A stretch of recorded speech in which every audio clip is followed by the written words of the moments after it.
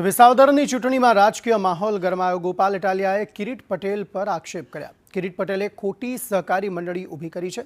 60થી વધુ બોગસ મંડળીઓ જૂનાગઢમાં બનાવી છે। બોગસ મંડળીઓથી સહકારી બેંકના ચેરમેન તેઓ બન્યા છે। આવી મંડળીઓના મતદાનથી બેંકના ચેરમેન બન્યા તેવું તેમણે કહ્યું।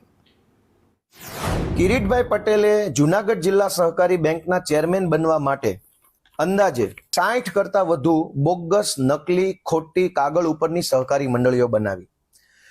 કોઈ પણ સહકારી મંડળી બનાવવા માટે આમ તો કોઈ ફિક્સ કાયદો નથી કે કેટલા સભ્યો જોશે, પણ ધારા પ્રમાણે 21 સભ્યોની એક કમિટી બને છે। 21 સભ્યોનું આખું લિસ્ટ આપવામાં આવે ત્યારે એક સહકારી મંડળીનું રજીસ્ટ્રેશન કરાવી શકાય છે। કિરીટભાઈ પટેલે 60 જેટલી બોગસ મંડળીઓ આખા જૂનાગઢ જિલ્લામાં ઊભી કરી।